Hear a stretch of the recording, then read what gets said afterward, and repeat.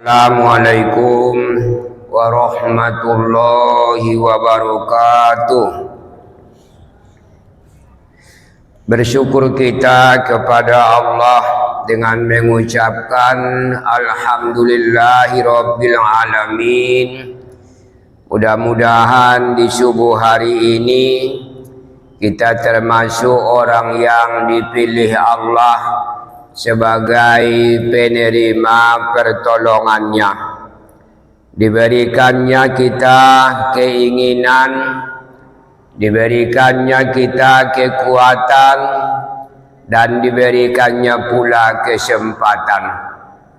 Karena ada orang yang memang tidak ada keinginannya untuk menghadiri acara yang seperti ini. Kita diberikan keinginan dan diberikan pula kekuatan. Ada orang yang diberikan Allah keinginan tapi tidak diberikan kekuatan, tidak sehat sehingga tidak kuat untuk datang menghadiri undangan Allah. Ada pula orang yang diberikan keinginan dan kekuatan tapi tidak diberikan Allah kesempatan karena ada urusan yang lebih penting sehingga tidak dapat menghadiri undangan Allah. Kita alhamdulillah diberikan Allah ketiga-tiganya, keinginan, kekuatan dan kesempatan, sehingga kita telah dapat melakukan kebaikan yang tidak dapat nilainya diukur dengan dunia. 2 rakaat fajar saja yang kita laksanakan tadi sudah lebih baik nilainya daripada dunia dan segala isinya. Rakaatul fajri khairum minad dunya wa ma fiha.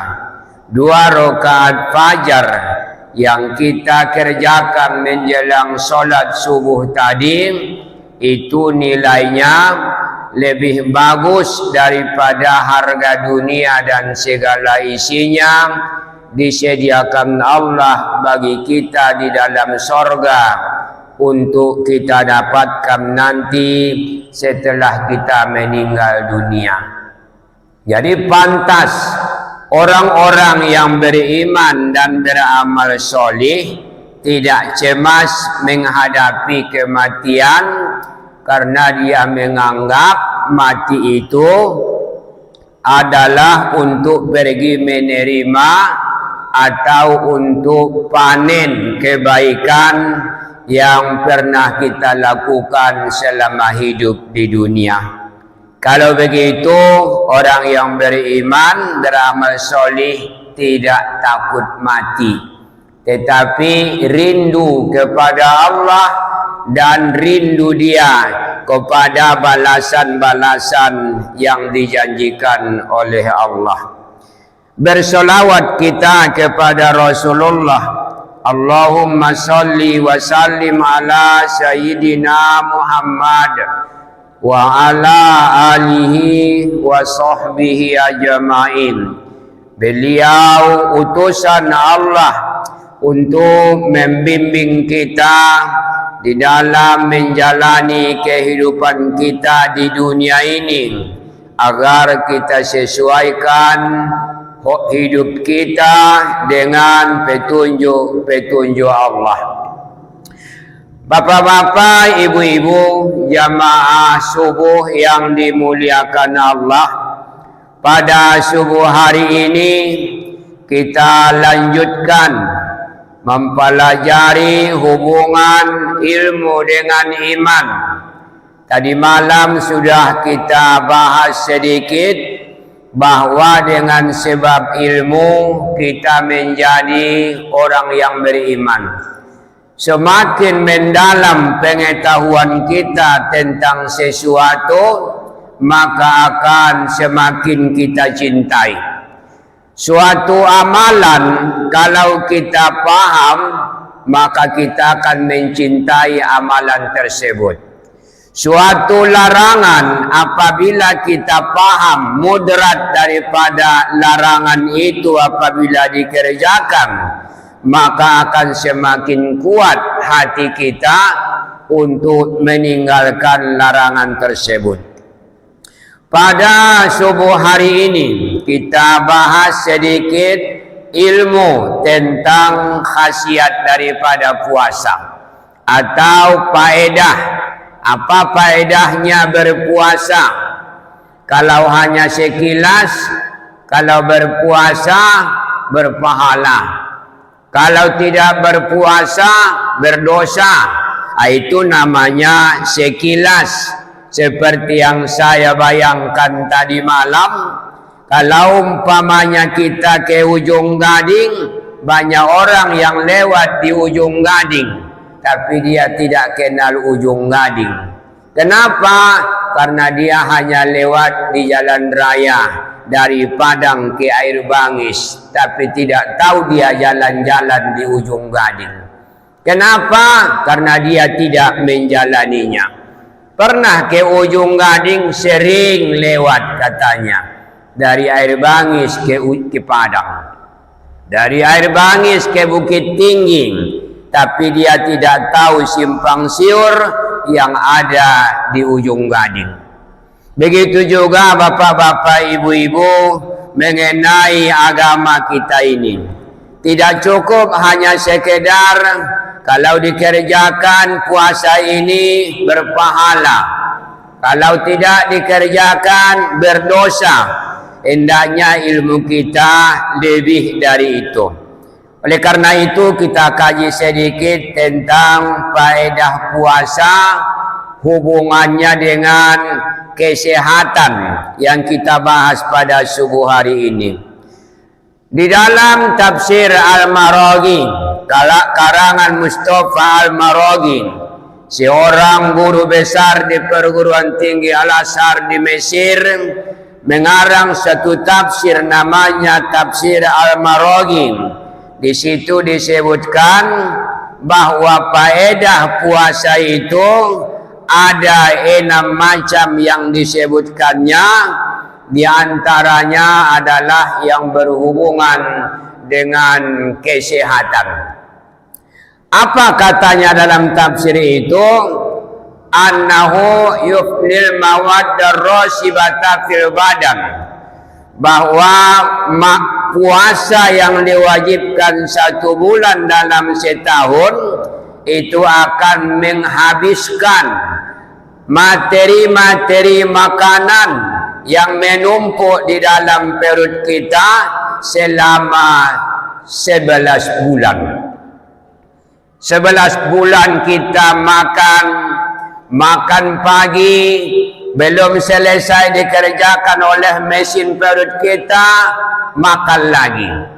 Sudah itu belum selesai dimakan oleh perut kita, dimakan lagi.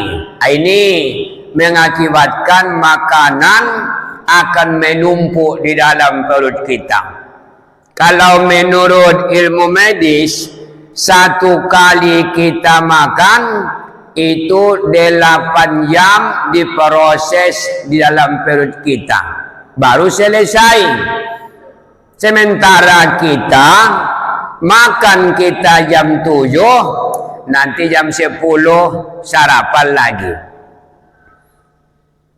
Jam 10 makan, jam 12 nanti atau jam 1 makan lagi.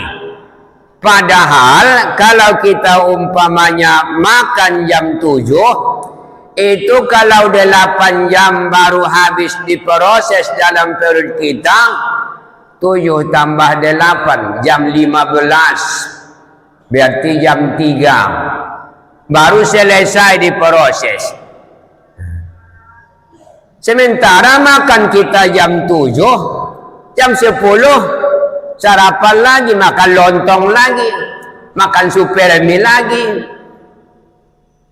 Tuh kalau dimakan jam 10, semestinya jam 18 nanti baru habis. Sementara jam 2 makan lagi. Jadi ini mengakibatkan penumpukan di dalam perut kita maka kata daripada pengarang tafsir itu, puasa yang kita laksanakan selama 1 bulan dalam setahun menghabiskan sisa-sisa makanan yang menumpuk di dalam perut kita selama 11 bulan. Bapak-bapak, ibu-ibu, kalau kita makan sahur umpamanya tadi jam 4, 8 jam baru habis diproses dalam perut kita, berarti jam 12 nanti siang baru habis diproses. Setelah jam 12 siang, maka mesin perut kita bekerja lagi menghabiskan sisa-sisa makanan yang menumpuk selama 11 bulan. Mulai dari jam 12 sampai nanti waktu berbuka. Kata ahli kesehatan, makanan-makanan yang menumpuk dalam perut kita ini mengakibatkan banyak sel-sel yang mati di dalam perut kita. Maka dengan sebab dihabisi sisa-sisa makanan itu dalam puasa ini, maka akan tumbuh kembali sel-sel yang mati selama ini. Maka terjadilah kesehatan. Kita hubungkan dengan hadis Rasul, sumu tasihu, puasalah Anda pasti sehat. Rasul mengatakan pasti. Sumu, kalau di dalam bahasa Arab itu namanya fi'il syarat. Tasihu, jawabnya jawab syarat. Sumu tasihu, puasalah Anda pasti sehat. Lalu kenapa kita tidak sehat?